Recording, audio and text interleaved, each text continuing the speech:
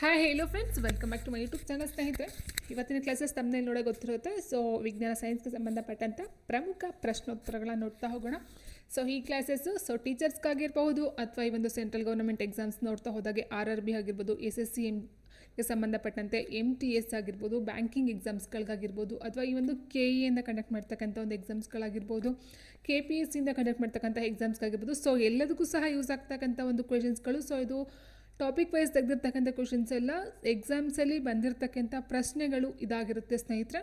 So ಹಾಗಾಗಿ ಕ್ವಶನ್ಸ್ಗಳು ಯಾವ ರೀತಿ ಬರಬಹುದು ಅಂತಕ್ಕಂಥ ಒಂದು ಐಡಿಯಾ ಇಟ್ಕೊಂಡು ನೀವು ಸ್ಟಡಿಯನ್ನು ಮಾಡ್ತಕ್ಕಂಥದ್ದು ಆಗಿರುತ್ತೆ ಸ್ನೇಹಿತರೆ. ಸೊ ಇಲ್ಲಿ ಫಸ್ಟ್ ಕ್ವಶನ್ ನೋಡ್ತಾ ಹೋದರೆ ಎಪಿಫೈಟ್ಸ್ಗಳು ಎಂದರೆ ಏನು ಅಂತ ಕೊಟ್ಟಿದ್ದಾರೆ. ಎಪಿಫೈಟ್, ಸೊ ಸಸ್ಯವರ್ಗಕ್ಕೆ ಸಂಬಂಧಪಟ್ಟಂಥ ಒಂದು ಪ್ರಶ್ನೆ ಇದಾಗಿರುತ್ತೆ.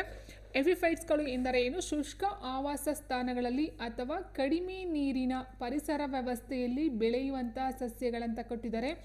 ಸಸ್ಯದ ಮೇಲ್ಮೈನಲ್ಲಿ ಬೆಳೆಯುವಂಥ ಸಸ್ಯಗಳು, ನೀರಿನಲ್ಲಿ ವಾಸಿಸುವ ಸಸ್ಯಗಳು, ಲವಣಯುಕ್ತ ಮತ್ತು ಉಪ್ಪು ನೀರಿನಲ್ಲಿ ಬೆಳೆಯುವಂತಹ ಸಸ್ಯಗಳು ಅಂತ ಕೊಟ್ಟಿದ್ದಾರೆ. ಸೊ ಎಲ್ಲದಕ್ಕೂ ಸಹ ನಾನು ಕೊಡ್ತಾ ಹೋಗ್ತೀನಿ ಸ್ನೇಹಿತರೆ. ನೀರಿನಲ್ಲಿ ಬೆಳೀತಕ್ಕಂಥ ಸಸ್ಯಗಳನ್ನ ಏನಂತ ಕರೀತಾರೆ? ಶುಷ್ಕ ಆವಾಸ ಸ್ಥಾನದಲ್ಲಿ ಬೆಳೀತಕ್ಕಂಥ ಸಸ್ಯಗಳನ್ನ ಏನಂತ ಕರೀತಾರೆ? ಉಪ್ಪು ನೀರಿನಲ್ಲಿ ಬೆಳೀತಕ್ಕಂಥ ಸಸ್ಯಗಳನ್ನ ಏನಂತ ಕರೀತಾರೆ? ಸೊ ಎಲ್ಲದಕ್ಕೂ ನಾನು ಆನ್ಸರ್ನ ಕೊಡ್ತಾ ಹೋಗ್ತೀನಿ. ಬಾಯ್ತಿಲಿ ಎಪಿಫೈಟ್ಸ್ಗಳಂತ ಹೇಳಿದರೆ ಸಸ್ಯದ ಮೇಲ್ಮೈಯಲ್ಲಿ ಬೆಳೀತಕ್ಕಂಥ ಒಂದು ಸಸ್ಯಗಳನ್ನ ನಾವು ಎಪಿಫೈಟ್ಗಳಂತ ಕರಿತಾ ಹೋಗ್ತೀವಿ. ಸೊ ಸಸ್ಯದ ಮೇಲೆ ಬೆಳೆಯುತ್ತೆ ಅಂತ ಹೇಳಿದರೆ ಸಸ್ಯಕ್ಕೆ ಯಾವುದೇ ಒಂದು ಹಾನಿಯನ್ನು ಮಾಡದೆ ಸ್ನೇಹಿತರೆ, ಸೊ ತನ್ನಷ್ಟಕ್ಕೆ ತಾನು ಬೆಳೀತಾ ಹೋಗ್ತಕ್ಕಂಥ ಸಸ್ಯಗಳು ಇಲ್ಲಿ ಎಪಿಫೈಟ್ಸ್ಗಳು ಆಗಿರುತ್ತೆ. ನೋಡಿ, ಇಲ್ಲಿ ಎಪಿಫೈಟ್ಸ್ ಅಂತಕ್ಕಂಥದ್ದು ಸಸ್ಯಗಳ ಮೇಲೆ ಬೆಳೆಯುವಂತಹ ಸಸ್ಯಗಳು ದೈಹಿಕ ಆಧಾರಕ್ಕಾಗಿ ಇತರ ಸಸ್ಯಗಳನ್ನು ಅವಲಂಬಿಸಿರ್ತಕ್ಕಂಥದ್ದಾಗಿರುತ್ತೆ. ಎಪಿಫೈಟ್ಗಳು ಹೆಚ್ಚಾಗಿ ತೇವಾಂಶವುಳ್ಳ ಉಷ್ಣವಲಯದ ಪ್ರದೇಶಗಳಲ್ಲಿ ಕಂಡು ಬರ್ತಕ್ಕಂಥದ್ದು. ಇನ್ನು ಎಪಿಫೈಟ್ಸ್ಗಳು ಮಳೆ ಮತ್ತು ನೀರಾವಿಯಿಂದ ನೀರನ್ನು ಪಡಿತಕ್ಕಂಥದ್ದು ಆಗಿರುತ್ತೆ. ಆ್ಯಂಡ್ ನಾನು ಆಲ್ರೆಡಿ ಹೇಳಿದಾಗೆ ಸಸ್ಯಕ್ಕೂ ಅದಕ್ಕೂ ಯಾವುದೇ ಒಂದು ರೀತಿಯ ತೊಂದರೆನ ಕೊಡ್ತಕ್ಕಂಥದ್ದು ಆಗಿರೋದಿಲ್ಲ ಸ್ನೇಹಿತರೆ. ಮಳೆ ನೀರು ಮತ್ತು ನೀರಾವಿಯಿಂದ ತನ್ನ ಒಂದು ಆರೈಕೆನ ಮಾಡ್ಕೊಳ್ತಕ್ಕಂಥದ್ದು ಆಗಿರುತ್ತೆ. ಆ್ಯಂಡ್ ಎಪಿಫ್ಲೈಟ್ಸ್ಗಳನ್ನು ನಾವು ಏರ್ ಪ್ಲ್ಯಾಂಟ್ಗಳೆಂದು ಕರೆಯಲಾಗುತ್ತದೆ. ನೀರಿನ ಮೇಲೆ ಅಂದರೆ ಈ ಒಂದು ಗಾಳಿಯಲ್ಲಿ ಬೆಳೀತಕ್ಕಂಥದ್ದನ್ನ ಮರದ ಮೇಲೆ ಹತ್ಕೊಂಡು ಹೋಗ್ತಕ್ಕಂಥದ್ದಾಗಿರುತ್ತಲ್ವ. ಸೊ ಹಾಗಾಗಿ ಇದನ್ನು ಏರ್ ಪ್ಲ್ಯಾಂಟ್ಗಳೆಂದು ಕರೆಯಲಾಗುತ್ತದೆ. ಉದಾಹರಣೆಗೆ ಆಸ್ಕೊನೆಡಾ, Spanish moss, birds nest fern ಇವೆಲ್ಲ ಎಪಿಫೈಟ್ಸ್ಗೆ ಇರ್ತಕ್ಕಂಥ ಉದಾಹರಣೆಗಳಾಗಿರುತ್ತೆ. ಸೊ ಕೇಳ್ತಾರೆ ಸ್ನೇಹಿತರಲ್ಲಿ ಎಪಿಫೈಟ್ಸ್ ಅಂದರೆ ಏನು ಅಂತ ಕೇಳಬಹುದು, ಅಥವಾ ಈ ಒಂದು ಉದಾಹರಣೆಗಳನ್ನು ಕೊಟ್ಟು ಇದು ಯಾವುದಕ್ಕೆ ಎಕ್ಸಾಂಪಲ್ ಅಂತ ಏನಾದರೂ ಕೇಳಬಹುದಾಗಿರುತ್ತೆ ಸ್ನೇಹಿತರೆ. ಇನ್ನು ಉಳಿದಂತೆ ನಾವು ನೋಡ್ತಾ ಹೋದರೆ ಸ್ನೇಹಿತರೆ, ನೋಡಿ ಹೈಡ್ರೋಫೈಟ್ಸ್ ಅಂತ ಹೇಳಿದ್ರೆ ಈ ಒಂದು ನೀರಿನಲ್ಲಿ ಬೆಳೀತಕ್ಕಂಥ ಒಂದು ಸಸ್ಯಗಳು, ಆಕ್ವಾಟಿಕ್ ಪ್ಲಾಂಟ್ಸ್ ಅಂತ ಹೇಳ್ತೀವಿ. ಆಕ್ವಾಟಿಕ್ ಮೀನ್ಸ್ ಆಕ್ವಾ ಅಂತ ಹೇಳಿದ್ರೆ ನೀರು ಬರುತ್ತಲ್ವಾ. ಸೊ ಆಕ್ವಾಫೋಬಿಯಾ ಬರುತ್ತೆ. ಆಕ್ವಾಫೋಬಿಯಾ ಅಂತ ಹೇಳಿದ್ರೆ ಈ ಒಂದು ನೀರಿನಲ್ಲಿ ಬೆಳೀತಕ್ಕಂಥ ಭಯ ಆಗಿರುತ್ತೆ. ಆಕ್ವಾಟಿಕ್ ಪ್ಲಾಂಟ್ಸ್ ಆಗಿರ್ಬೋದು, ಆಕ್ವಾಟಿಕ್ ಅನಿಮಲ್ಸ್ ಆಗಿರ್ಬೋದು. ಸೊ ಆಕ್ವಾಟಿಕ್ ಮೀನ್ಸ್ ನೀರಿನಲ್ಲಿ ಇರ್ತಕ್ಕಂಥದ್ದು ಅಥವಾ ನೀರಿನಲ್ಲಿ ಬೆಳೀತಕ್ಕಂಥ ಸಸ್ಯಗಳನ್ನ ನಾವು ಹೈಡ್ರೋಫೈಟ್ಸ್ ಅಥವಾ ಆಕ್ವಾಟಿಕ್ ಅಂತ ಕರಿತೀವಿ. ನೆಕ್ಸ್ಟು ಕ್ಸಿರೋಫೈಟ್ ಅಂತ ಹೇಳಿದ್ರೆ ಕಡಿಮೆ ತೇವಾಂಶ ಪ್ರದೇಶದಲ್ಲಿ ಬೆಳೀತಕ್ಕಂಥ ಒಂದು ಸಸ್ಯಗಳು. ನೋಡಿ, ವೆರಿ ಇಂಪಾರ್ಟೆಂಟು, ಮರುಭೂಮಿಯಲ್ಲಿ ಬೆಳೀತಕ್ಕಂಥ ಸಸ್ಯಗಳನ್ನು ನಾವು ಕ್ಸಿರೋಫೈಟ್ಸ್ ಅಂತ ಕರಿತೇವೆ. ಆ್ಯಂಡ್ ಎಪಿಫೈಟ್ಸ್ ಅಂತ ಹೇಳಿದಾಗ ಮತ್ತೊಂದು ಸಸ್ಯದ ಮೇಲೆ ಬೆಳೆಯುವಂಥ ಸಸ್ಯಗಳು. ಈಗ ಆಲ್ರೆಡಿ ಏನು ನೋಡಿದ್ವೋ ಎಪಿಫೈಟ್ಸ್ ಅಂತಕ್ಕಂಥದ್ದು ಸಸ್ಯದ ಮೇಲೆ ಬೆಳೀತಕ್ಕಂಥ ಒಂದು ಸಸ್ಯಗಳನ್ನು ನಾವು ಎಪಿಫೈಟ್ಸ್ ಅಂತ ಕರಿತೀವಿ ಸ್ನೇಹಿತರೆ. ಲೀಥೋಫೈಟ್ಸ್ ಅಂತ ಹೇಳಿದ್ರೆ ಬಂಡೆಗಳ ಮೇಲೆ ಬೆಳೆಯುವ ಸಸ್ಯಗಳು. ನಿಮ್ಗೆ ಗೊತ್ತಿರಬಹುದು, ಲೀಥೋಸ್ಪಿಯರ್ ಅಂತ ಹೇಳ್ತೀವಿ. ಸ್ಪಿಯರ್ಗಳು ನೋಡ್ತಾ ಹೋದಾಗ ಹೈಡ್ರೋಸ್ಪಿಯರು, ಲಿಥೋಸ್ಪಿಯರ್ಸ್, ಒಟ್ಟು 4 ಸ್ಪಿಯರ್ಗಳನ್ನ ಏನು ನೋಡ್ತೀವೋ, ಸೊ ಅದರಲ್ಲಿ ಲಿಥೋಸ್ಪಿಯರ್ ಅಂತ ಹೇಳಿದ್ರೆ ಈ ಒಂದು ಪರ್ವತ ಕಲ್ಲು ಬಂಡೆಗಳ ಮೂಲಕ ಆವರಿಸಿರ್ತಕ್ಕಂಥ ಒಂದು ಪ್ರದೇಶವನ್ನು ನಾವು ಲಿಥೋಸ್ಪಿಯರ್ ಅಂತ ಹೇಳ್ತೀವಿ. ಸೊ ಅದೇ ರೀತಿ ಲಿಥೋ ಅಂತ ಹೇಳಿದ್ರೆ ಬಂಡೆ ಅಂತ ಅರ್ಥ ಬರುತ್ತೆ. ಬಂಡೆಗಳ ಮೇಲೆ ಬೆಳೀತಕ್ಕಂಥ ಸಸ್ಯಗಳನ್ನು ನಾವು ಲಿಥೋಫೈಟ್ಸ್ ಅಂತ ಕರಿತೀವಿ ಸ್ನೇಹಿತರೆ, ಆಯಿತಾ. ಇನ್ನು ಹ್ಯಾಕ್ಸಿಲೋಫೈಟ್ಸ್ ಅಂತ ಹೇಳಿದ್ರೆ ಹ್ಯಾಕ್ಸಿ ಮೀನ್ಸ್ ಆಮ್ಲೀಯ ಮಣ್ಣಿನಲ್ಲಿ ಬೆಳೀತಕ್ಕಂಥ ಸಸ್ಯಗಳನ್ನ ನಾವು ಆಕ್ಸಿಲೋಫೈಟ್ಸ್ ಅಂತ ಕರಿತೀವಿ. ಸ್ಕ್ಲಿರಿಯೋಫೈಟ್ಸ್ ಅಂತ ಹೇಳಿದ್ರೆ ಉಡಿ ಬಶ್ ಪ್ಲಾಂಟ್ಸ್ ಅಂದರೆ ಪೊದೆಯ ಕಟ್ಟಿಗೆ ಮರಗಳು ಆಗ್ತಕ್ಕಂಥದ್ದಾಗಿರುತ್ತೆ. ಹ್ಯಾಲೋಫೈಟ್ಸ್ ವೆರಿ ಇಂಪಾರ್ಟೆಂಟು, ಜೋಗು ಪ್ರದೇಶದಲ್ಲಿ ಬೆಳೀತಕ್ಕಂಥ ಸಸ್ಯಗಳನ್ನ ಹ್ಯಾಲೋಫೈಟ್ಸ್ ಅಂತ ಕರಿತೀವಿ ಸ್ನೇಹಿತರೆ. ಆ್ಯಂಡ್ ಸ್ಯಾಮೋಫೈಟ್ಸ್, ಇಲ್ಲಿ ಪಿ ಸೈಲೆಂಟ್ ಬರುತ್ತೆ. ಸ್ಯಾಮೋಫೈಟ್ಸ್ ಅಂತ ಹೇಳಿದ್ರೆ ಮರಳಿನಲ್ಲಿ ಬೆಳೀತಕ್ಕಂಥ ಒಂದು ಸಸ್ಯಗಳು. ಸೊ ಇಲ್ಲಿ ನೋಡಿದ್ವಿ ಮರುಭೂಮಿ ಅಂತ ನೋಡಿದ್ವಿ. ಕ್ಸಿರೋಫೈಟ್ಸ್ ಅಂತ ಕರೆದು ಮರಳಿನಲ್ಲಿ ಬೆಳೀತಕ್ಕಂಥ ಸಸ್ಯಗಳನ್ನ ನಾವು ಸ್ಯಾಮೋಫೈಟ್ಸ್ ಅಂತ ಕರಿತೀವಿ. ಆ್ಯಂಡ್ ಎರಿಮೋಫೈಟ್ಸ್ ಅಂತ ಹೇಳಿದ್ರೆ ಮರುಭೂಮಿ ಅಥವಾ ಸ್ಟಿಫಿಯಲ್ಲಿ ಬೆಳೀತಕ್ಕಂಥ ಸಸ್ಯಗಳು. ಸೊ ಇದಕ್ಕೂ ಇದು ಮಾಡ್ಕೊಳ್ಳೋದಕ್ಕೆ ಹೋಗ್ಬಿಡಿ, ಕಡಿಮೆ ತೇವಾಂಶ ಪ್ರದೇಶದಲ್ಲಿ ಬಂತು. ಆ್ಯಂಡ್ ಎರಿಮೋಫೈಟ್ಸ್ ಅಂದರೆ ಮರುಭೂಮಿ ಅಥವಾ ಸ್ಟೆಪಿಯಲ್ಲಿ ಬೆಳೀತಕ್ಕಂಥ ಒಂದು ಸಸ್ಯಗಳಾಗಿರುತ್ತೆ. ಆ್ಯಂಡ್ ಜಿಯೋಫೈಟ್ಸ್ ಅಂತ ಹೇಳಿದ್ರೆ ಅಂತರ್ಗತ ಶೇಖರಣೆ ಹೊಂದಿರ್ತಕ್ಕಂಥ ಅಂಡರ್ಗ್ರೌಂಡ್ ಸ್ಟೋರೇಜ್ ಆರ್ಗನ್ಸ್ ಅಂತ ಕೊಂಡು ನೋಡಿ, ಅಂತರ್ಗತ ಶೇಖರಣೆ ಹೊಂದಿರ್ತಕ್ಕಂಥ ಸಸ್ಯಗಳನ್ನ ನಾವು ಜಿಯೋಫೈಟ್ಸ್ ಅಂತ ನೋಡ್ತಾ ಹೋಗ್ತೀವಿ. ಹ್ಯಾಲೋಫೈಟ್ಸ್ ಅಂತ ಹೇಳಿದಾಗ ಲವಣಾಂಶ ಲವಣಾಂಶ ಹೆಚ್ಚಾಗಿರುವ ಪ್ರದೇಶಗಳಲ್ಲಿ ಬೆಳೀತಕ್ಕಂಥ ಒಂದು ಸಸ್ಯಗಳು ನಾವು ಹಾಲೋಫೈಟ್ಸ್ ಅಂತ ಕರಿತೀವಿ. ಆ್ಯಂಡ್ ಸ್ಯಾಫ್ರೋಫೈಟ್ಸ್ ತುಂಬ ಇಂಪಾರ್ಟೆಂಟ್, ತುಂಬ ಸಲ ಕೇಳಿದರೆ. ಸಾಫ್ರೋಫೈಟ್ಸ್ ಅಂತ ಹೇಳಿದ್ರೆ ಕೊಳೆತ ವಸ್ತುಗಳ ಮೇಲೆ ಬೆಳೆಯುವಂಥ ಸಸ್ಯಗಳನ್ನ ನಾವು ಕೇಳ್ತೀವಿ. ಶಿಲೀಂಧ್ರಗಳು ಮತ್ತು ಅಣಬೆಯನ್ನು ಸಾಫ್ರೋಫೈಟ್ಸ್ ಎಂದು ಕರೆಯಲು ಕಾರಣವೇನಂತ ಹೇಳಿದ್ರೆ ಅದು ಕೊಳೆತಂಥ ಅಥವಾ ಸತ್ತಂಥ ಜೀವಿಗಳ ಮೇಲೆ ಬೆಳೆಯೋದಕ್ಕೋಸ್ಕರ ನಾವು ಶಿಲೀಂಧ್ರ ಮತ್ತು ಅಣಬೆಯನ್ನು ಸಾಫ್ರೋಫೈಟ್ಸ್ ಅಂತಲೇ ಕರಿತಾ ಹೋಗ್ತೀವಿ ಸ್ನೇಹಿತರೆ, ಕೊಳೆತಿಮಿಗಳು ಅಂತ ಕರಿತೀವಿ. ಆ್ಯಂಡ್ ಮೀಸೋಫೈಟ್ಸ್ ಅಂತ ಹೇಳಿದ್ರೆ ಇವು ಭೂಮಿಯ ಮೇಲಿನ ಸಸ್ಯಗಳಾಗಿದ್ದು ಒಣ ಹಾಗೂ ತೇವಾಂಶ ಇರುವ ಎರಡೂ ಪ್ರದೇಶದಲ್ಲಿ ಬೆಳೀತಕ್ಕಂಥದ್ದು ಮೀಸೋಫೈಟ್ಸ್ ಆಗಿರುತ್ತೆ. ಸೊ ವೆರಿ ಇಂಪಾರ್ಟೆಂಟ್, ನೋಡ್ತಾ ಹೋಗಿ ಸ್ನೇಹಿತರೆ. ಇಲ್ಲಿರ್ತಕ್ಕಂಥ ಇಷ್ಟೂ ಸಹ ನೋಟ್ ಮಾಡಿಕೊಂಡು ಕರೆಕ್ಟಾಗಿ ನೋಡ್ತಾ ಹೋದರೆ ನಿಮಗೆ ಕನ್ಫ್ಯೂಷನ್ ಆಗಲ್ಲ. ಯಾಕಂದರೆ ಹೈಡ್ರೋ ಅಂದರೆ ನೀರು, ಸೊ ನೀರಲ್ಲಿ ಗೊತ್ತಾಗುತ್ತೆ. ಅದೇ ರೀತಿ ಕ್ಷೀರೋ ಅದರ ಅರ್ಥ ತಿಳ್ಕೊಳ್ತಾ ಹೋಗಿ, ಹೆಪಿ ಅಂದರೆ ಅದರ ಅರ್ಥ ತಿಳ್ಕೊಳ್ತಾ ಹೋಗಿ, ಲಿಥೋ ಅರ್ಥ ತಿಳ್ಕೊಳ್ತಾ ಹೋಗಿ. ಸೊ ಹೀಗೆ ತಿಳ್ಕೊಂಡಾಗ ಸ್ನೇಹಿತರೆ ನಿಮಗೆ ಏನಾಗುತ್ತೆ ನೋಡಿ, ಇಲ್ಲಿ ಹೆಲೋಫೈಟ್ಸ್ ಇದೆ, ಇದು ಹೆಲೋಫೈಟ್ಸು, ಇದು ಹಾಲೋಫೈಟ್ಸು. ನೋಡ್ತಾ ಹೋಗಿ, ಹೆಲೋಫೈಟ್ಸ್ ಜೋಗು ಪ್ರದೇಶ, ಹಾಲೋಫೈಟ್ಸ್ ಅಂದರೆ ಲವಣಾಂಶ ಹೆಚ್ಚಾಗಿರೋ ಪ್ರದೇಶ. ಸೊ ಈ ರೀತಿ ನೀವು ಆ ಒಂದು ಪದಕ್ಕೆ ಸ್ಪೆಸಿಫಿಕ್ ಆಗಿ ಅರ್ಥವನ್ನು ತಿಳ್ಕೊಳ್ತಾ ಹೋದಾಗ ಆರಾಮಾಗಿ ನೀವು ಆನ್ಸರ್ನ ಮಾಡಬಹುದಾಗಿರುತ್ತೆ. ನೆಕ್ಸ್ಟು ಭ್ರೂಣದ ರಚನೆ ಮತ್ತು ಬೆಳವಣಿಗೆಯ ಅಧ್ಯಯನಕ್ಕೆ ಏನೆಂದು ಕರೆಯಲಾಗುತ್ತದೆ? ಭ್ರೂಣದ ರಚನೆ ಮತ್ತು ಬೆಳವಣಿಗೆಯ ಅಧ್ಯಯನಕ್ಕೆ ಏನೆಂದು ಕರೆಯಲಾಗುತ್ತದೆ? Cytology, gynaecology, embryology, histology. ಸ್ನೇಹಿತರೆ, ನಾನು ಹೇಳಿದಾಗೆ ಸೈಟಾಲಜಿ, ಗೈನಕಾಲಜಿ, ಹಿಸ್ಟಾಲಜಿ ಎಲ್ಲದಕ್ಕೂ ಸಹ ನಾನು ಎಕ್ಸ್ಪ್ಲನೇಷನ್ ಕೊಡ್ತಾ ಹೋಗ್ತೀನಿ ಸ್ನೇಹಿತರೆ. ಬಟ್ ಇಲ್ಲಿ ಭ್ರೂಣದ ರಚನೆ ಮತ್ತು ಬೆಳವಣಿಗೆ ಅಧ್ಯಯನಕ್ಕೆ ನಾವು ಎಂಬ್ರಿಯಾಲಜಿ ಎಂದು ಕರೆಯಲಾಗುತ್ತದೆ. Answer option C, embryology. ಹಾಗಾದರೆ ಸೈಟಾಲಜಿ ಅಂದ್ರೇನು, ಗೈನಕಾಲಜಿ ಅಂದ್ರೇನು, ಹಿಸ್ಟಾಲಜಿ ಅಂದ್ರೆ ಏನು ಅಂತ ನಿಮ್ಗೆ ತಿಳ್ಕೊಳ್ಳೋದ್ರೆ ನೋಡಿ, ಸೈಟಾಲಜಿ ಅಂತ ಅಂದರೆ ಜೀವಕೋಶಗಳ ರಚನೆ ಮತ್ತು ಕಾರ್ಯವನ್ನು ಅಧ್ಯಯನ ಮಾಡ್ತಕ್ಕಂಥ ಒಂದು ಜೀವಶಾಸ್ತ್ರದ ವಿಜ್ಞಾನ ಅಥವಾ ಶಾಖೆ ಅಂತ ಹೇಳ್ಬಹುದಾಗಿರುತ್ತೆ ಸ್ನೇಹಿತರೆ. ಅಂದರೆ cytology means study of cells ಬಗ್ಗೆ ಅಧ್ಯಯನವನ್ನು ಮಾಡ್ತಕ್ಕಂಥದ್ದು, ಜೀವಕೋಶಗಳ ರಚನೆ ಮತ್ತು ಕಾರ್ಯಗಳ ಬಗ್ಗೆ ಅಧ್ಯಯನವನ್ನು ಮಾಡ್ತಕ್ಕಂಥ ನಾವು ಸೈಟಾಲಜಿ ಅಂತ ಕರಿತಾ ಹೋಗ್ತೀವಿ. ಆಯಿತಾ? ಇನ್ನು ಗೈನಕಾಲಜಿ ಅಂದರೆ ಈ ಒಂದು ಸ್ತ್ರೀರೋಗ ತಜ್ಞರು ಅಂತ ಹೇಳ್ತೀವಿ. ಸ್ತ್ರೀರೋಗ ಶಾಸ್ತ್ರ ಅಥವಾ ಸ್ತ್ರೀರೋಗ ತಜ್ಞರು ಏನು ಬರ್ತಾರೋ ಇದು ಮಹಿಳೆಯರ ಸಂತಾನೋತ್ಪತ್ತಿ ವ್ಯವಸ್ಥೆಯ ಆರೋಗ್ಯ ಸಮಸ್ಯೆಗಳಾಗಿರ್ಬೋದು ಅಥವಾ ಚಿಕಿತ್ಸೆಯ ಬಗ್ಗೆ ಅಧ್ಯಯನ ಮಾಡ್ತಕ್ಕಂಥ ಒಂದು ವಿಭಾಗ ಅಂತ ಹೇಳ್ಬೋದು ಸ್ನೇಹಿತರೆ. ಟೋಟಲ್ ಆಗಿ ಹೇಳ್ತೀವಿ ಅಂದರೆ ಗೈನಕಾಲಜಿ ಅಂದರೆ ಈ ಒಂದು ಸ್ತ್ರೀರೋಗಕ್ಕೆ ಸಂಬಂಧಪಟ್ಟಂಥ ತಜ್ಞರಾಗಿರ್ತಕ್ಕಂಥದ್ದು ಅಥವಾ ಅಧ್ಯಯನವನ್ನು ಮಾಡ್ತಕ್ಕಂಥದ್ದು ಆಗಿರುತ್ತೆ. ಇನ್ನು ಎಂಬ್ರಿಯಾಲಜಿ ಅಂತ ಅಂದರೆ ಭ್ರೂಣಶಾಸ್ತ್ರ ಅಂದರೆ ಸ್ನೇಹಿತರೆ ಇದು ಗರ್ಭಾವಸ್ಥೆಯಲ್ಲಿ ಭ್ರೂಣದ ಬೆಳವಣಿಗೆ, ರಚನೆ ಮತ್ತು ಪ್ರಸವ ಪೂರ್ವ ಬೆಳವಣಿಗೆಯನ್ನು ಅಧ್ಯಯನ ಮಾಡ್ತಕ್ಕಂಥ ಒಂದು ವೈಜ್ಞಾನಿಕ ವಿಭಾಗವನ್ನು ನಾವು ಭ್ರೂಣಶಾಸ್ತ್ರ ಅಥವಾ ಎಂಬ್ರಿಯಾಲಜಿ ಅಂತ ಕರೆಯಲಾಗುತ್ತದೆ. So very important. ಗೈನಕಾಲಜಿಸ್ಟು ಕೇಳ್ತಾರೆ, ಸೈಟಾಲಜಿ ಕೇಳ್ತಾರೆ. ಅಂದರೆ ಇಲ್ಲಿ ಕೆಲವೊಂದು ಕಡೆ ಹೊಂದಿಸಿ ಬರೀ ಮ್ಯಾಚ್ ದ ಫಾಲೋಯಿಂಗು ಸಹ ಕೇಳ್ತಾ ಹೋಗ್ತಾರೆ ಸ್ನೇಹಿತರೆ. ಓಕೆ, ನೆಕ್ಸ್ಟ್ ಹಿಸ್ಟಾಲಜಿ ಅಂದರೆ ಸ್ಟಡಿ ಆಫ್ ಟಿಶ್ಯೂಸ್. ಎಲ್ಲಿ ಅಂಗಾಂಶಶಾಸ್ತ್ರ ಅಂತ ಹೇಳ್ತೀವಿ. ಟಿಶ್ಯೂಸ್ ಬಗ್ಗೆ ಸ್ಟಡಿಯನ್ನು ಮಾಡ್ತಕ್ಕಂಥದ್ದು ಆಗಿರುತ್ತೆ. ಅಂದರೆ ಜೀವಕೋಶ ಜೊತೆಗೆ ಮೇಯ್ನಾಗಿ ಇಲ್ಲಿ ಅಂಗಾಂಶ ಬರುತ್ತೆ ಸ್ನೇಹಿತರೆ. ಅಂಗಾಂಶಗಳೇನಿದೆಯೋ ಅಂಗಾಂಶದ ಒಂದು ಸ್ಟಡಿ ಬರ್ತಕ್ಕಂಥದ್ದು ಆಗಿರುತ್ತೆ. ಸೊ ಹಾಗಾಗಿ ಇಲ್ಲಿ ಆನ್ಸರ್ ಬಂದು ಆಪ್ಷನ್ ಸಿ, ಎಂಬ್ರಿಯಾಲಜಿ.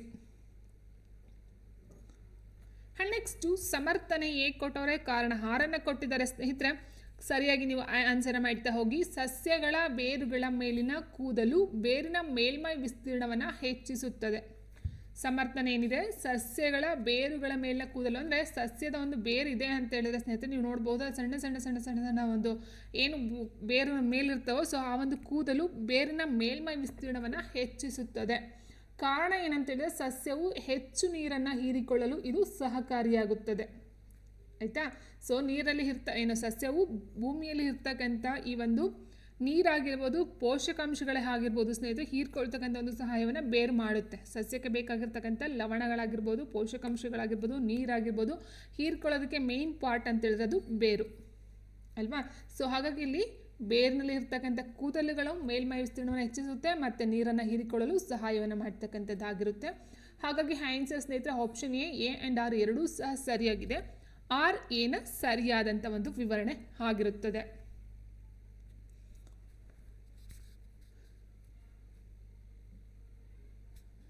ಆಯಿತಾ? ಸೊ ನೆಕ್ಸ್ಟ್ ನೋಡ್ತಾ ಹೋದಾಗ ಜಿನೋಮ್ ಎಡಿಟಿಂಗ್ ಅಭಿವೃದ್ಧಿಪಡಿಸಿದ್ದಕ್ಕಾಗಿ ಈ ಕೆಳಗಿನ ಯಾರು ರಸಾಯನಶಾಸ್ತ್ರ ವಿಭಾಗದಲ್ಲಿ ನೊಬೆಲ್ ಪ್ರಶಸ್ತಿಯನ್ನು ಪಡೆದಿದ್ದಾರೆ? ಸೊ ಜಿನೋಮ್ ಅಂತ ಹೇಳಿದ್ರೆ ಜೀನ್ಸ್ ಅಂತ ಏನು ಹೇಳ್ತೀವೋ ಸ್ನೇಹಿತರೆ, ಈ ಒಂದು DNA RNA ಜೀನ್ ಅಂತ ಹೇಳ್ತೀವೋ, ಸೊ ಜಿನೋಮ್ ಬರುತ್ತೆ. ಜಿನೋಮ್ ಎಡಿಟಿಂಗ್ ಅಭಿವೃದ್ಧಿಪಡಿಸಿದ್ದಕ್ಕಾಗಿ ಈ ಕೆಳಗಿನ ಯಾರು ರಸಾಯನಶಾಸ್ತ್ರ ವಿಭಾಗದಲ್ಲಿ ನೊಬೆಲ್ ಪ್ರಶಸ್ತಿಯನ್ನು ಪಡೆದಿದ್ದಾರೆ? George Smith, Emmanuelle Charpentier, Jennifer A Doudna and B and C ಅಂತ ಕೊಟ್ಟಿದ್ದಾರೆ. ಸರಿಯಾದಂಥ ಉತ್ತರ ಸ್ನೇಹಿತರೆ ಆಪ್ಷನ್ ಬಿ, ಇಮ್ಯಾನ್ಯುಯಲ್ ಜಾರ್ಪೇಂಟಿಯರ್ ಅಂತಕ್ಕಂಥದ್ದು ಆಗಿರುತ್ತೆ.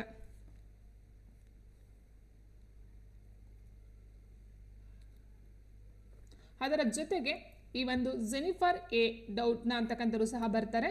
ಹಾಗಾಗಿ ಇಲ್ಲಿ ಆನ್ಸರ್ ಯಾವ್ದು ತೊಗೊಳ್ತೀವಿ, ಆನ್ಸರ್ ಆಪ್ಷನ್ ಡಿ, ಬಿ ಮತ್ತು ಸಿ ಇಬ್ಬರು ಸಹ ಬರ್ತಕ್ಕಂಥದ್ದು ಆಗಿರುತ್ತೆ. ನೋಡಿ, ಇಲ್ಲಿ ಜಿನೋಮ್ ಎಡಿಟಿಂಗ್ ಅಭಿವೃದ್ಧಿಪಡಿಸಿದ್ದಕ್ಕಾಗಿ 2020ರಲ್ಲಿ ರಸಾಯನಶಾಸ್ತ್ರ ವಿಭಾಗದಲ್ಲಿ ಇಮ್ಯಾನ್ಯುಯಲ್ ಜಾರ್ಪೇಂಟಿಯರ್ ಮತ್ತು ಜೆನಿಫರ್ ಎ ಡೌಟ್ನ ನೊಬೆಲ್ ಪ್ರಶಸ್ತಿಯನ್ನು ಪಡ್ಕೊಳ್ತಕ್ಕಂಥದ್ದು ಆಗುತ್ತೆ. ಸೊ ಇಲ್ಲಿ ಕೇಳ್ತಾರೆ ಯಾವ ಒಂದು ವಿಭಾಗ ಅಂತ ಕೇಳ್ಬೋದು ಸ್ನೇಹಿತರೆ, ಆ್ಯಂಡ್ ಯಾರು ಅಂತ ಕೇಳಬಹುದು, ಮತ್ತು ಯಾವಾಗ ಅಂತ ಕೇಳ್ಬೋದು, ಆ್ಯಂಡ್ ಯಾವ ಒಂದು ಕ್ಷೇತ್ರ ಆ್ಯಂಡ್ ಯಾವ ಒಂದು ವಿಷಯಕ್ಕೋಸ್ಕರ ಅಂತ ಏನಾದರೂ ಕೇಳಬಹುದಾಗಿರುತ್ತೆ. And next light emitting diode LED ಅಂತ ಹೇಳ್ತೀವಿ. ಲೈಟ್ ಎಮಿಟಿಂಗ್ ಡಯೋಡ್ಗೆ ಸಂಬಂಧಿಸಿದಂತೆ ಕೆಳಗಿನ ಯಾವ ಹೇಳಿಕೆಗಳು ಸರಿಯಾಗಿದೆ? ನೋಡಿ, LEDಯನ್ನು ಗ್ಯಾಲಿಯಂ ಮತ್ತು ಆರ್ಸೆನೈಡ್ಗಳಿಂದ ಮಾಡಲ್ಪಟ್ಟಿರುತ್ತಾರೆ. ನೆಕ್ಸ್ಟು ತಾಪಮಾನ ಹೆಚ್ಚಾದಂತೆಲ್ಲ LED ದಕ್ಷತೆ ಹೆಚ್ಚಾಗುತ್ತದೆ. ಆ್ಯಂಡ್ ಆಪ್ಷನ್ 3 ಕೊಟ್ಟಿದ್ದಾರೆ, LED ಎಲೆಕ್ಟ್ರೋಲುಮಿನೆನ್ಸ್ ತತ್ವದ ಮೇಲೆ ಕಾರ್ಯನಿರ್ವಹಿಸುತ್ತದೆ. ನೋಡಿ ಸ್ನೇಹಿತರೆ, ಇಲ್ಲಿ ಕೊಟ್ಟಿರ್ತಕ್ಕಂಥದ್ರಲ್ಲಿ LEDಯನ್ನು ಗ್ಯಾಲಿಯಂ ಮತ್ತು ಆರ್ಸೆನೈಡ್ಗಳಿಂದ ಮಾಡುತ್ತಾರೆ, ಸರಿ. ಆ್ಯಂಡ್ LED ಎಲೆಕ್ಟ್ರೋಲುಮಿನೆನ್ಸ್ ತತ್ವದ ಮೇಲೆ ಕಾರ್ಯನಿರ್ವಹಿಸುತ್ತದೆ, ಸರಿ. ಆದರೆ ತಾಪಮಾನ ಹೆಚ್ಚಾದಂತೆ LEDಯ ದಕ್ಷತೆ ಕಮ್ಮಿ ಆಗುತ್ತದೆ, ಏಕೆಂದರೆ ಇದು ನೇರ ಪ್ರಪೋರ್ಷನಲ್ಲ. ಸೊ ಇದೇನಾಗಿರುತ್ತೆ ಅಂದರೆ ವಿರುದ್ಧ ಅನುಪಾತದಲ್ಲಿ ಇರ್ತಕ್ಕಂಥದ್ದು, ನೇರ ಅನುಪಾತದಲ್ಲಿರೋದಿಲ್ಲ. ಸೊ ಡೈರೆಕ್ಟ್ಲಿ ಪ್ರಪೋರ್ಷನ್ ಆಗಿರೋದಿಲ್ಲ.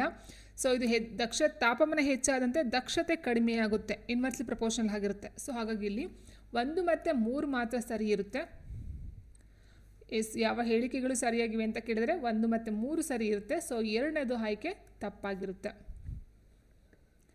ಸೊ LED ನೋಡ್ತಾ ಹೋದಾಗ ಸ್ನೇಹಿತರೆ, LED ಎಲೆಕ್ಟ್ರೋಲುಮಿನೆನ್ಸ್ ತತ್ವದ ಅಡಿಯಲ್ಲಿ ಕಾರ್ಯನಿರ್ವಹಿಸುತ್ತದೆ. ಕೇಳ್ತಾರೆ ಸ್ನೇಹಿತರೆ, ವೆರಿ ಇಂಪಾರ್ಟೆಂಟು. LED ಅಂತ ಇನ್ನೂ ಒಂದು ಪ್ರಶ್ನೆ ಇದೆ, ಯಾವುದಂತ ಹೇಳಿದ್ರೆ, ಎಲೆಕ್ಟ್ರಾನ್ಗಳು ಹೆಚ್ಚಿನ ಸ್ಥಿತಿಯಿಂದ ಕಡಿಮೆ ಶಕ್ತಿ ಸ್ಥಿತಿಗೆ ಚಲಿಸಿದಾಗ ಬೆಳಕು ಹೊರ ಸೂಸುತ್ತದೆ. ಸೊ ಇದನ್ನು ಕೇಳ್ತಾರೆ. ಆ್ಯಂಡ್ ಯಾವ ತತ್ವದ ಆಧಾರದ ಮೇಲೆ ಕೆಲಸವನ್ನು ನಿರ್ವಹಿಸ್ತದೆ ಇದು ಕೇಳ್ತಾರೆ. ಮತ್ತು ವಿದ್ಯುತ್ ಶಕ್ತಿಯನ್ನು ಬೆಳಕಿನ ಶಕ್ತಿಯಾಗಿ ಪರಿವರ್ತಿಸ್ತಕ್ಕಂಥ ಸಾಧನ ಯಾವುದು ಅಂತಲೂ ಸಹ ಕೇಳ್ತಾರೆ. LED ವಿದ್ಯುತ್ ಶಕ್ತಿಯನ್ನು ಬೆಳಕಿನ ಶಕ್ತಿಯಾಗಿ ಪರಿವರ್ತಿಸ್ತಕ್ಕಂಥದ್ದು, ವೆರಿ ಇಂಪಾರ್ಟೆಂಟ್.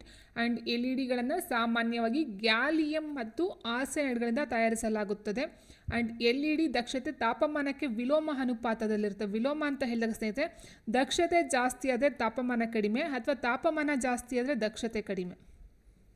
ಸೊ ಈ ರೀತಿ ಬರುತ್ತೆ. ಇನ್ನು LED ಒಂದು ಅರೆವಾಹಕ ಘಟಕವಾಗಿರುತ್ತದೆ.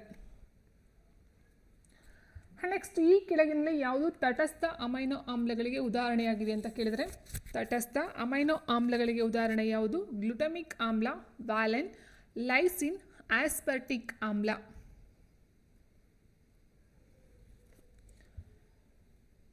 ತಟಸ್ಥ ಅಮೈನೋ ಆಮ್ಲಗಳಿಗೆ ನೋಡ್ತಾ ಹೋದಾಗ ಸರಿಯಾದಂಥ ಒಂದು ಉತ್ತರ ಆಪ್ಷನ್ ಬಿ, ವ್ಯಾಲಿನ್ ಆಗಿರುತ್ತೆ ಸ್ನೇಹಿತರೆ. ಸೊ 2 ದಿನ ನೋಡ್ತಾ ಹೋಗ್ತೀವಿ. ನೋಡಿ, ಸಮಾನ ಪ್ರಮಾಣದ ಕಾರ್ಬಾಕ್ಸಿಲಿಕ್ ಆಮ್ಲ ಪ್ಲಸ್ ಅಮೈನೋ ಗುಂಪುಗಳನ್ನು ಹೊಂದಿರತಕ್ಕಂಥ ಅಮೈನೋ ಆಮ್ಲಗಳನ್ನು ನಾವು ತಟಸ್ಥ ಅಮೈನೋ ಆಮ್ಲಗಳೆಂದು ಕರೆಯಲಾಗುತ್ತದೆ. 2 ರೀತಿ ನೋಡ್ತೀವಿ, ತಟಸ್ಥ ಅಮೈನೋ ಆಮ್ಲಗಳು ಮತ್ತು ಆಮ್ಲೀಯ ಅಮೈನೋ ಆಮ್ಲಗಳು.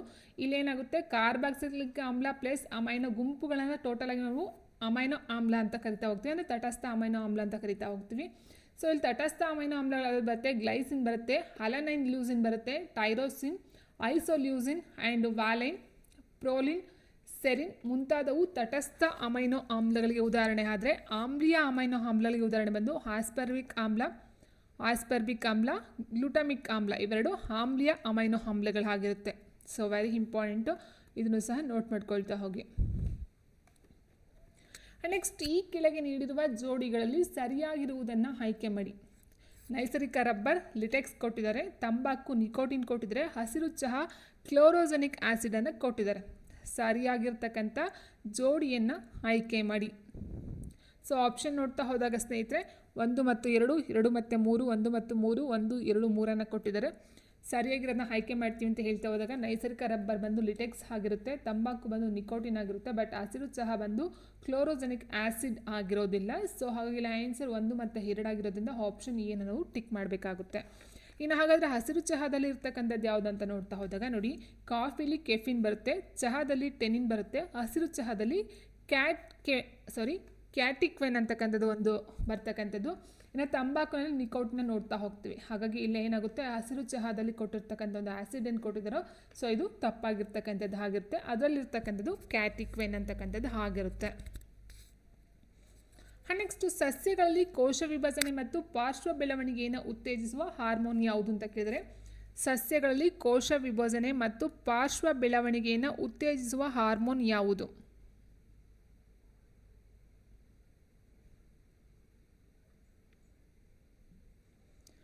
ಆನ್ಸರ್ ಬಂದು ಆನ್ಸರ್ ಆಪ್ಷನ್ ಬಿ, ಸೈಟೋಕೈನಿನ್ ಅಂತಕ್ಕಂಥದ್ದು ಆಗಿರುತ್ತೆ ಸ್ನೇಹಿತರೆ. ಇನ್ನು ಉಳಿದಂತೆ ನಾವು ನೋಡ್ತಾ ಹೋದಾಗ ನೋಡಿ, ಹ್ಯಾಕ್ಸಿನ್ಸ್ ಅಂತಕ್ಕಂಥದ್ದು ಏನು, ಸೊ ಜೀವಕೋಶಗಳ ಬೆಳವಣಿಗೆ ಮತ್ತು ವ್ಯತ್ಯಾಸವನ್ನು ಉತ್ತೇಜಿಸುತ್ತದೆ. ಸೊ ಕೊಟ್ಟಿರ್ತಕ್ಕಂಥ ಪ್ರಶ್ನೆ ಏನಾಗಿದೆ, ಕೋಶ ವಿಭಜನೆ ಮತ್ತು ಪಾರ್ಶ್ವ ಬೆಳವಣಿಗೆ. ಆಯಿತಾ. ಸೊ ಜೀವಕೋಶಗಳ ಬೆಳವಣಿಗೆ ಮತ್ತು ವ್ಯತ್ಯಾಸವನ್ನು ಉತ್ತೇಜಿಸ್ತಕ್ಕಂಥ ಹ್ಯಾಕ್ಸಿನ್ಸ್ ಆಗಿರುತ್ತೆ. ವಿಶೇಷವಾಗಿ ಸಸ್ಯಗಳ ತುದಿಯಲ್ಲಿ ಈ ಒಂದು ಬೆಳವಣಿಗೆ ನೋಡ್ತಾ ಹೋಗ್ತೀವಿ. ಆ್ಯಂಡ್ ಬೆಳಕಿಗೆ ಸಸ್ಯಗಳ ಪ್ರತಿಕ್ರಿಯೆಯನ್ನು ನಿಯಂತ್ರಿಸ್ತಕ್ಕಂಥದ್ದು ಈ ಒಂದು ಹ್ಯಾಕ್ಸಿನ್ಸ್ ಆಗಿರುತ್ತೆ. ಈ ಒಂದು ಸೂರ್ಯನ ಒಂದು ಬೆಳಕು ಆಗಿರ್ಬೋದು ಅಥವಾ ಬೆಳಕಿಗೆ ಏನು ಗಿಡ ಬಾಗ್ತಾ ಹೋಗುತ್ತೋ ಅಥವಾ ತಿರುಗ್ತಾ ಹೋಗುತ್ತೋ, ಮೇನ್ ರೀಸನ್ ಅಂತ ಹೇಳಿದ್ರೆ ಅದು ಹ್ಯಾಕ್ಸಿನ್ಸ್ ಆಗಿರುತ್ತೆ. ಇನ್ನು ಸೈಟೋಕೈನಿನ್ ಅಂತ ಹೇಳಿದಾಗ ಸಸ್ಯಗಳಲ್ಲಿ ಕೋಶ ವಿಭಜನೆ ಮತ್ತು ಪಾರ್ಶ್ವ ಬೆಳವಣಿಗೆಯನ್ನು ಉತ್ತೇಜಿಸ್ತಕ್ಕಂಥದ್ದು ಸೈಟೋಕೈನಿನ್ ಆಗಿರುತ್ತೆ. ಇದು ಬೀಜಗಳು ಮತ್ತು ಹಣ್ಣುಗಳ ತ್ವರಿತ ವಿಭಜನೆಗೆ ಸಹಾಯವನ್ನು ಮಾಡ್ತಕ್ಕಂಥದ್ದು ಸೈಟೋಕೈನಿನ್ ಆಗಿರುತ್ತೆ. ಇನ್ನು ಗಿಬ್ಬರ್ಲಿನ್ಸ್ ಇದರ ಒಂದು ಪ್ರಮುಖ ಕಾರ್ಯ ಅಂತ ಹೇಳಿದಾಗ ಬೀಜಗಳು ಮತ್ತು ಮಗುಗಳಲ್ಲಿನ ಸುಪ್ತಾವಸ್ಥೆಯನ್ನು ಮುರಿಯಲು ಸಹಾಯ ಮಾಡ್ತಕ್ಕಂಥದ್ದಾಗಿರುತ್ತೆ. ಅಂದರೆ ಬೀಜರಹಿತ ಹಣ್ಣುಗಳ ಉತ್ಪಾದನೆಯಲ್ಲಿ ಇದನ್ನು ಬಳಸ್ತಕ್ಕಂಥದ್ದಾಗಿರುತ್ತೆ. ಉತ್ಪಾದನೆ ಮಾಡ್ತಕ್ಕಂಥದ್ದು ಬೀಜ ಸಹಿತ ಅಲ್ಲ, ಬೀಜರಹಿತ ಹಣ್ಣುಗಳ ಉತ್ಪಾದನೆಯಲ್ಲಿ ಬಳಸ್ತಕ್ಕಂಥದ್ದು. ಆ್ಯಂಡ್ ಮೇಯ್ನಾಗಿ ನೋಡ್ತಾ ಹೋದಾಗ ಇಲ್ಲಿ ಸುಪ್ತಾವಸ್ಥೆನ ಮುರಿತಕ್ಕಂಥದ್ದಕ್ಕೆ ಇದು ಸಹಾಯ ಆಗ್ತಕ್ಕಂಥದ್ದಾಗಿರುತ್ತೆ. ಇದಕ್ಕೆ ಆಪೋಸಿಟ್ಟು ಹ್ಯಾಬ್ಸಿಕ್ ಆಮ್ಲ ಅಂತ ಹೇಳ್ತೀವಿ. ಅಂದರೆ ಬೀಜಗಳು ಮತ್ತು ಮಗುಗಳಲ್ಲಿ ಸುಪ್ತತೆಯನ್ನು ಉತ್ತೇಜಿಸ್ತಕ್ಕಂಥದ್ದು ಇದರ ಒಂದು ಕೆಲಸ ಆಗಿರುತ್ತೆ. ಇದು ಎಲೆಗಳು ಉದುರಲು ಕಾರಣವಾಗಿದೆ. ವೆರಿ ಇಂಪಾರ್ಟೆಂಟ್, ಕೇಳ್ತಾರೆ ಸ್ನೇಹಿತರೆ. ಆ್ಯಂಡ್ ಎಥಿಲಿನ್ ನೋಡ್ತಾ ಹೋದಾಗ ಇದು ಹಣ್ಣನ್ನು ಅಂದರೆ ಪಕ್ವವಾಗಿಸೋದಕ್ಕೆ, ಈ ಒಂದು ಕಾಯಿಯನ್ನು ಪಕ್ವವಾಗಿಸೋದಕ್ಕೆ ಅಥವಾ ಹಣ್ಣಾಗಿಸೋದಕ್ಕೆ ಉತ್ತೇಜನ ಕೊಡ್ತಕ್ಕಂಥದ್ದು ಈ ಒಂದು ಎಥಿಲಿನ್ ಆಗಿರುತ್ತೆ. ಸೊ ಕೇಳ್ತಾರೆ, ಕೆಲವೊಂದು ಹಣ್ಣುಗಳನ್ನ ಕೊಟ್ಬಿಟ್ಟು ಅದು ಮಾಗೋದಕ್ಕೆ ಯಾವ ಒಂದು ರಾಸಾಯನಿಕವನ್ನು ಬಳಸಲಾಗುತ್ತದೆ ಅಂತ. ನೆಕ್ಸ್ಟ್, ಈ ಕೆಳಗಿನಲ್ಲಿ ಯಾವುದರ ಕೊರತೆಯಿಂದ ರಕ್ತದ ಕ್ಯಾಲ್ಸಿಯಂ ಮಟ್ಟವು ಕಡಿಮೆಯಾಗುತ್ತದೆ? ಈ ಕೆಳಗಿನಲ್ಲಿ ಯಾವುದರ ಕೊರತೆಯಿಂದ ರಕ್ತದ ಕ್ಯಾಲ್ಸಿಯಂ ಮಟ್ಟವು ಕಡಿಮೆಯಾಗುತ್ತದೆ? ಪ್ಯಾರಾಥೈರ್ಮೋನ್, ಕ್ಯಾಲ್ಸಿಟೋನಿನ್, ಥೈರಾಕ್ಸಿನ್, ಮೇಲಿನ ಯಾವುದು ಅಲ್ಲ? ನೋಡಿ, ರಕ್ತದ ಕ್ಯಾಲ್ಸಿಯಂ ಮಟ್ಟವು ಕಡಿಮೆಯಾಗುತ್ತದೆ ಕೊರತೆಯಿಂದ. ಪ್ಯಾರಾಥೈರ್ಮೋನ್ ಅಂತ ಹೇಳ್ತೀವಿ. ಆನ್ಸರ್ ಆಪ್ಷನ್ ಎ, ಪ್ಯಾರಾಥೈರ್ಮೋನ್ ಕೊರತೆಯಿಂದ ರಕ್ತದ ಕ್ಯಾಲ್ಸಿಯಂ ಮಟ್ಟವು ಕಡಿಮೆಯಾಗುತ್ತದೆ. ಸೊ ಇದಕ್ಕೆ ಸಂಬಂಧಪಟ್ಟಂತೆ ನೋಡ್ತಾ ಹೋದಾಗ ನೋಡಿ, ಪ್ಯಾರಾಥೈರ್ಮೋನ್ ಅಂತಕ್ಕಂಥದ್ದು ಪ್ಯಾರಾಥೈರಾಯ್ಡ್ ಗ್ರಂಥಿಯಿಂದ ಸ್ರವಿಸ್ತಕ್ಕಂಥದ್ದು ಆಗಿರುತ್ತೆ. ಇದು ಮೂಳೆ, ಮೂತ್ರಪಿಂಡ ಮತ್ತು ಕರುಳಿನ ಮೇಲೆ ಅದರ ಪರಿಣಾಮಗಳ ಮೂಲಕ ರಕ್ತದ ಕ್ಯಾಲ್ಸಿಯಂ ಸಾಂದ್ರತೆಯನ್ನು ನಿಯಂತ್ರಿಸ್ತಕ್ಕಂಥದ್ದಾಗಿರುತ್ತೆ. ಇದು ರಕ್ತದಲ್ಲಿನ ಕಡಿಮೆ ಕ್ಯಾಲ್ಸಿಯಂ ಮಟ್ಟಕ್ಕೆ ಪ್ರತಿಕ್ರಿಯೆಯಾಗಿ ಸ್ರವಿಸುತ್ತದೆ. ಇನ್ನು ಕ್ಯಾಲ್ಸಿಟೋನಿನ್ ಅಂತಕ್ಕಂಥದ್ದು ಥೈರಾಯ್ಡ್ ಗ್ರಂಥಿಯಿಂದ ಸ್ರವಿಸ್ತಕ್ಕಂಥದ್ದಾಗುತ್ತೆ. ಸೇಮ್, ಇದು ಪ್ಯಾರಾಥೈರಾಯ್ಡ್ ಆಯಿತು. ಕ್ಯಾಲ್ಸಿಟೋನಿನ್ ಅಂತಕ್ಕಂಥದ್ದು ಆ್ಯಂಡ್ ಥೈರಾಕ್ಸಿನ್ ಅಂತಕ್ಕಂಥದ್ದೆಲ್ಲ ಥೈರಾಯ್ಡ್ ಗ್ರಂಥಿಯಿಂದ ಸ್ರವಿಸ್ತಕ್ಕಂಥದ್ದು. ಇದು ಮೂಳೆಗಳಲ್ಲಿ ಆಸ್ಟಿಯೋಕ್ಲಾಸ್ಟ್ ಚಟುವಟಿಕೆಯನ್ನು ತಡಿತಕ್ಕಂಥದ್ದು. ಮತ್ತು ಸೊ ಏನಾಗಿದೆ ಅಂತ ಹೇಳಿದ್ರೆ, ಪ್ಯಾರಾಥೈರ್ಮೋನ್ಗೆ ವಿರುದ್ಧವಾಗಿ ಕಾರ್ಯನಿರ್ತಕ್ಕಂಥ ಕ್ಯಾಲ್ಸಿಟೋನಿನ್ ಕೊರತೆಯು ರಕ್ತದಲ್ಲಿನ ಕ್ಯಾಲ್ಸಿಯಂ ಮಟ್ಟವನ್ನು ಹೆಚ್ಚಿಸಲು ಕಾರಣವಾಗುತ್ತೆ. ಅಂದರೆ ಪ್ಯಾರಾಥೈರ್ಮೋನ್ ಕೊರತೆಯಿಂದ ರಕ್ತದ ಕ್ಯಾಲ್ಸಿಯಂ ಮಟ್ಟ ಕಡಿಮೆ ಆಗುತ್ತೆ. ಆ ಒಂದು ಕಡಿಮೆ ಆದಂತಹ ಅಂದರೆ ಪ್ಯಾರಾಥೈರ್ಮೋನ್ ಕೊರತೆ ಆಗದ ರೀತಿ ಮಾಡ್ತಕ್ಕಂಥದ್ದು ಈ ಒಂದು ಕ್ಯಾಲ್ಸಿಟೋನಿನ್ ಕೊರತೆಯು ರಕ್ತದಲ್ಲಿನ ಕ್ಯಾಲ್ಸಿಯಂ ಮಟ್ಟವನ್ನು ಹೆಚ್ಚಿಸಲು ಕಾರಣವಾಗುತ್ತೆ. ಇಲ್ಲಿ ಕ್ವಶನ್ ಅರ್ಥ ಮಾಡ್ಕೊಳ್ಳಿ. ರಕ್ತದ ಕ್ಯಾಲ್ಸಿಯಂ ಮಟ್ಟವನ್ನು ಕಡಿಮೆ ಆಗ್ತಕ್ಕಂಥದ್ದು ಪ್ಯಾರಾಥೈರ್ಮೋನ್ ಆಯಿತಾ. ಕ್ಯಾಲ್ಸಿಟೋನಿನ್ ಕೊರತೆಯಿಂದ ರಕ್ತದ ಕ್ಯಾಲ್ಸಿಯಂ ಮಟ್ಟವು ಜಾಸ್ತಿ ಆಗುತ್ತೆ. ಕ್ಯಾಲ್ಸಿಟೋನಿನ್ ಕಡಿಮೆ ಆದರೆ ರಕ್ತದ ಕ್ಯಾಲ್ಸಿಯಂ ಮಟ್ಟ ಜಾಸ್ತಿ ಆಗುತ್ತೆ. ಪ್ಯಾರಾಥೈರ್ಮೋನ್ ಕಡಿಮೆ ಆದರೆ ರಕ್ತದ ಕ್ಯಾಲ್ಸಿಯಂ ಮಟ್ಟ ಕಡಿಮೆ ಆಗುತ್ತೆ. ಎಷ್ಟು ಡಿಫ್ರೆನ್ಸ್? ಇದು ಜಾಸ್ತಿ ಆದರೆ ಕ್ಯಾಲ್ಸಿಯಂ ಮಟ್ಟ ನೋಡಿ, ಕ್ಯಾಲ್ಸಿಟೋನಿನ್ ಇದೆಯಲ್ವಾ, ಸೊ ಇದರ ಕೊರತೆ ಬಂದರೆ ರಕ್ತದಲ್ಲಿ ಕ್ಯಾಲ್ಸಿಯಂ ಮಟ್ಟ ಜಾಸ್ತಿ ಆಗುತ್ತೆ. ಪ್ಯಾರಾಥೈರ್ಮೋನ್ ಕೊರತೆಯಿಂದ ರಕ್ತದ ಕ್ಯಾಲ್ಸಿಯಂ ಮಟ್ಟ ಕಡಿಮೆ ಆಗುತ್ತೆ. So dead opposite. ಇನ್ನು ನೆಕ್ಸ್ಟ್, ಥೈರಾಕ್ಸಿನ್ ಅಂತಕ್ಕಂಥದ್ದು ಏನಾಗುತ್ತೆ, ಥೈರಾಯ್ಡ್ ಗ್ರಂಥಿಯಿಂದ ಸ್ರವಿಸ್ತಕ್ಕಂಥದ್ದು. ಇದು ಜೀವಕೋಶಗಳ ಚಯಾಪಚಯವನ್ನು ನಿಯಂತ್ರಿಸ್ತಕ್ಕಂಥದ್ದು ಆಗಿರುತ್ತೆ. ವೆರಿ ಇಂಪಾರ್ಟೆಂಟ್ ಇದು ಅಷ್ಟೇ. ಹೀಗಾಗಿ ರಕ್ತದ ಕ್ಯಾಲ್ಸಿಯಂ ಮಟ್ಟವು ಕಡಿಮೆಯಾದರೆ ಅದು ಪ್ಯಾರಾಥೈರ್ಮೋನ್ ಕೊರತೆಯಿಂದ ಉಂಟಾಗ್ತಕ್ಕಂಥದ್ದು ಆಗಿರುತ್ತೆ. ಸೊ ಕ್ಯಾಲ್ಸಿಯಂ ಮಟ್ಟ ಜಾಸ್ತಿ ಆಗಿದೆ ಅಂತ ಹೇಳಿದ್ರೆ ಅದು ಕ್ಯಾಲ್ಸಿಟೋನಿನ್ ಥೈರಾಯ್ಡು. ಓಕೆ, ನೆಕ್ಸ್ಟ್ ಮಾನವನ ದೇಹದ ಅತಿ ಚಿಕ್ಕ ಸ್ನಾಯು ಯಾವುದು ಅಂತ ಕೇಳಿದ್ರೆ ಗ್ಲೂಟಿಯಸ್, ಸ್ಟಾಫಿಡಿಯಸ್, ಸಾರ್ಟೋರಿಯಸ್ ಮೇಲ್ನ ಯಾವುದು ಅಲ್ಲ. ಮಾನವನ ದೇಹದ ಅತಿ ಚಿಕ್ಕ ಸ್ನಾಯು ಯಾವುದು? ನೋಡಿ, ಮಾನವನ ದೇಹದ ಅತಿ ಚಿಕ್ಕ ಸ್ನಾಯು ಅಂತ ಹೇಳಿದ್ರೆ ಆಪ್ಷನ್ ಬಿ ಸ್ಟಾಫಿಡಿಯಸ್ ಅಂತಕ್ಕಂಥದ್ದು ಆಗಿರುತ್ತೆ. ಇನ್ನು ಉಳಿದಂತೆ ನೋಡ್ತಾ ಹೋದಾಗ ಸ್ನೇಹಿತರೆ ನೋಡಿ, ಸ್ನಾಯು ಅಂಗಾಂಶದ ಬಗ್ಗೆ ಅಧ್ಯಯನವನ್ನು ಮಾಡುವುದಕ್ಕೆ ನಾವು ಮಯೋಲಜಿ ಎಂದು ಕರೆಯಲಾಗುತ್ತದೆ. Very important, myology. ಸ್ನಾಯು ಅಂಗಾಂಶದ ಬಗ್ಗೆ ಅಧ್ಯಯನ ಮಾಡುವುದಕ್ಕೆ ಮಯೋಲಜಿ ಎಂದು ಕರೆಯಲಾಗುತ್ತದೆ. ಒಟ್ಟು ಮಾನವನ ದೇಹದಲ್ಲಿರ್ತಕ್ಕಂಥ ಸ್ನಾಯುಗಳ ಸಂಖ್ಯೆ ಎಷ್ಟು ಅಂತ ಹೇಳಿದ್ರೆ 650 ಆಗಿರುತ್ತೆ. ಇನ್ನು ಮಾನವನ ದೇಹದ ಅತ್ಯಂತ ಬಲಿಷ್ಠವಾದ ಸ್ನಾಯು ಅಂತೇಳಿದ್ರೆ ನಾಲಿಗೆ. ಸೊ ನಾಲಿಗೆ ಸಹ ಒಂದು ಸ್ನಾಯು ಆಗಿರುತ್ತೆ ಸ್ನೇಹಿತರೆ. ಅತ್ಯಂತ 650 ಸ್ನಾಯುಗಳು ಅಂತ ಏನು ಹೇಳ್ತೀವೋ, ಸೊ ಅದರಲ್ಲೆಲ್ಲ ಅತ್ಯಂತ ಬಲಿಷ್ಠವಾಗಿರ್ತಕ್ಕಂಥ ಸ್ನಾಯು ಅಂತೇಳಿರೋದು ನಾಲಿಗೆ ಆಗಿರುತ್ತೆ. ಇನ್ನು ಅತ್ಯಂತ ದೊಡ್ಡ ಸ್ನಾಯು ಬಂದು ಗ್ಲೂಟಿಯಸ್ ಸ್ನಾಯು, ತೊಡೆಯಲ್ಲಿರ್ತಕ್ಕಂಥ ಒಂದು ಸ್ನಾಯು ಗ್ಲೂಟಿಯಸ್ ಸ್ನಾಯು ಆಗಿರುತ್ತೆ. ಅತ್ಯಂತ ಚಿಕ್ಕ ಸ್ನಾಯು ಬಂದು ಸ್ಟಾಫಿಡಿಯಸ್ ಅಂತಕ್ಕಂಥದ್ದು. ಇನ್ನು ಮಾನವನ ದೇಹದ ಅತಿ ಉದ್ದವಾದ ಸ್ನಾಯು ನೋಡಿ, ದೊಡ್ಡದಾಯ್ತಿದು, ದೊಡ್ಡ ಸ್ನಾಯು ಗ್ಲೂಟಿಯಸ್ ಆಗುತ್ತೆ. ಉದ್ದವಾದ ಸ್ನಾಯು ಬಂದು ಸಾರ್ಟೋರಿಯಸ್. ನೋಡಿ ಸ್ನೇಹಿತರೆ, ಇಲ್ಲಿ ಬಲಿಷ್ಠ ಅಂತಕ್ಕಂಥದ್ದು ಬಂದು ನಾಲಿಗೆ, ಕನ್ಫ್ಯೂಸ್ ಆಗಬೇಡಿ. ಬಲಿಷ್ಠ ಅಂದರೆ ಸ್ಟ್ರಾಂಗ್ ಅಂತ ಹೇಳ್ತೀವಿ. ನಾಲಿಗೆ ದೊಡ್ಡದಾಗಿರ್ತಕ್ಕಂಥದ್ದು ಗ್ಲೂಟಿಯಸ್ ಆ್ಯಂಡ್ ಉದ್ದವಾಗಿರ್ತಕ್ಕಂಥದ್ದು ಸಾರ್ಟೋರಿಯಸ್ ಆಗಿರುತ್ತೆ. ಆ್ಯಂಡ್ ಸ್ನಾಯುಗಳು ಆಯಾಸಗೊಂಡಾಗ ಉತ್ಪತ್ತಿಯಾಗುವ ಆಮ್ಲ ಯಾವುದು ಅಂತ ಹೇಳಿದ್ರೆ ಲ್ಯಾಕ್ಟಿಕ್ ಆಮ್ಲ ಆಗಿರುತ್ತೆ. ಸ್ನಾಯುಗಳ ಸಂಕೋಚನೆಗೆ ಅವಶ್ಯಕವಾದ ಲೋಹಗಳೆಂದರೆ ಕ್ಯಾಲ್ಶಿಯಂ ಮತ್ತು ಮೆಗ್ನೀಷಿಯಂ ಆಗಿರುತ್ತೆ. ಸೊ ಇಷ್ಟು ಬಂದು ಸ್ನಾಯುಗೆ ಸಂಬಂಧಪಟ್ಟಂಥ ಕೆಲವೊಂದು ಇನ್ಫಾರ್ಮೇಷನ್ ಇದಾಗಿರುತ್ತೆ. ಸೊ ಇಷ್ಟನ್ನು ಸಹ ನೀವು ನೋಟ್ ಮಾಡ್ಕೊಳ್ತಾ ಹೋಗಿ. ಅಷ್ಟು ಈಸಿಯಾಗಿ ನಿಮಗೆ ಎಲ್ಲೂ ಸಹ ಕ್ವಶನ್ಸ್ಗೆ ಆನ್ಸರ್ಸ್ಗಳು ಇಷ್ಟೊಂದು ಪಾಯಿಂಟ್ಸ್ಗಳು ಸಿಗ್ತಕ್ಕಂಥದ್ದು ರೇರ್ ಆಗಿರುತ್ತೆ. ಸೊ ಸಿಕ್ಕಂಥ ಕಡೆ ನೀವು ಪಾಯಿಂಟನ್ನು ನೋಟ್ ಮಾಡ್ಕೊಳ್ತಾ ಹೋಗಿ ಸ್ನೇಹಿತರೆ. ಸೊ ಇಷ್ಟು ಅರ್ಥ ಆಯ್ತು ಅಂತ ಅಂದ್ಕೊಳ್ತೀನಿ. ದೊಡ್ಡದಾಗಿರೋದು, ಚಿಕ್ಕದಾಗಿರೋದು, ದೊಡ್ಡದಾಗಿರೋ ಮತ್ತು ಬಲಿಷ್ಠವಾಗಿರ್ತಕ್ಕಂಥದ್ದು ಯಾವುದು, ಉದ್ದವಾಗಿರ್ತಕ್ಕಂಥದ್ದು ಯಾವುದು, ಅಥವಾ ಸ್ನಾಯುಂಗಾಂಶದ ಬಗ್ಗೆ ಅಧ್ಯಯನ ಮಾಡ್ತಕ್ಕಂಥದ್ದಕ್ಕೆ ಏನೆಂದು ಕರೆಯಲಾಗುತ್ತದೆ.